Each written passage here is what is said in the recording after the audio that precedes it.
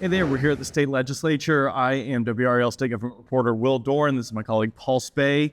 We have been covering redistricting all night long on Monday. Now it's Tuesday morning. We are back at it. This is the big action of the legislature this fall, heading into the 2026 elections. They are trying to change up our maps. And Paul, what have we seen so far?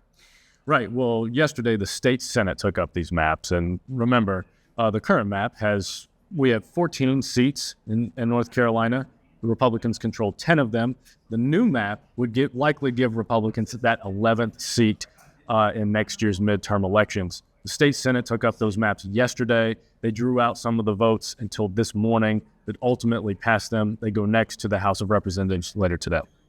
Yeah, they're going to literally just walk the bill. The Senate's over there. They're going to walk it over that way towards the state house. They're going to vote on it. It was a party line vote in the Senate. We're expecting it to be a party line vote again in the House. Obviously, Republicans control the state legislature. Here in North Carolina, the governor actually is banned from vetoing any redistricting bills. So once the House passes it, it becomes law. That's it.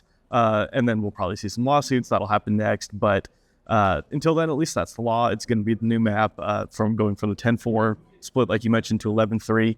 People might remember back in 2022, not exactly ancient history, we actually had a 7-7 map. Each party had 7 seats. And after that, the state Supreme Court, their Republican majority on the court, came in and ruled that the legislature can engage in gerrymandering pretty much as they want, draw the lines however they want to help their party win more seats. And that's exactly what they did. They created that 10-4 map. Now they feel a little bit more empowered for this 11-3 map. And the way they're getting there is by targeting a northeastern district, District 1, represented by Democrat Don Davis.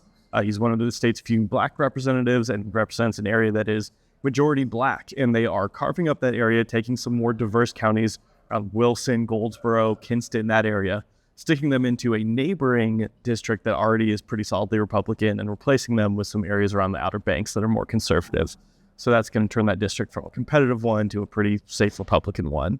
And Democrats have said that this is a racist move, that they are targeting black voters with this. Republicans have said that is not true at all, that they didn't use any racial data when they're coming up with these maps, and that it is purely political. And maybe, Paul, you can explain some of the political implications and motivations of these maps. Right. Well, earlier this year, President Donald Trump called on Republicans across the country to redraw the maps in states where they control the state legislature. And the goal being to put more Republicans in Congress. And now, why would he be interested in that? Well, he may be afraid of any political consequences in next year's midterm elections, in next November. Now, historically, the party in power that is in the White House and in the U.S. House and in the Senate doesn't typically do well in the first election, the midterm election, after a major presidential election. So they fear some consequences there. Republicans across the country have considered redrawing their maps. The first state to do it was Texas. It looks like their redraw will give Republicans an extra 5 seats in their state. California has redrawn their maps in response. Now, the voters in California, they have to approve that in a referendum later this year, but that will likely happen. Yeah, I think everyone expects that to happen. That's really the rhetoric that we've heard from the Republicans as well. We have to stop California. Right. Ignoring that really it was Texas who started this. And Utah and Missouri, other red states, have also already done their maps, but they're really focused on California because there's so many seats in California. We've seen a lot of finger pointing here at the legislature of, Republicans and Democrats saying the other party started it, not just in recent years, but dating back decades, really. Gerrymandering is something that's happened for a long time. And we've really been at the forefront of gerrymandering forever. I mean, you look back, some of the most important U.S. Supreme Court cases for the entire country are cases out of North Carolina from the 80s, from the 90s. I mean, we are not new to the gerrymandering game. Oh, no. A long and storied history of gerrymandering here in North Carolina. And to be clear, I mean, it used to be the Democrats who were doing it and who kept getting sued and going to court and having all of these legal battles. And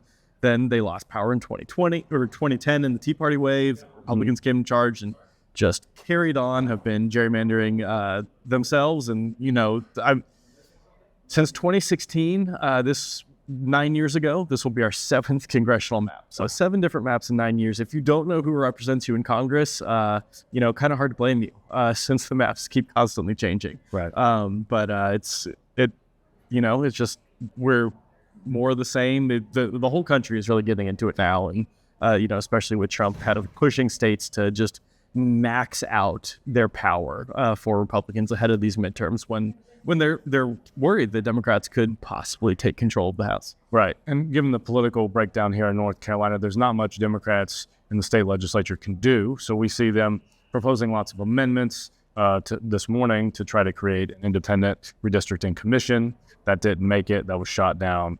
And in the meantime, people are showing up here at the General Assembly, at the legislative building, to protest. We saw some people in the gallery up above the Senate yesterday starting to chant cheaters, and they were removed. They were escorted right down these stairs and out to Jones Street. We expect more of that today with a protest that's at the old Capitol building, now walking down and coming here to the legislative building this afternoon. The votes are scheduled for 4 p.m.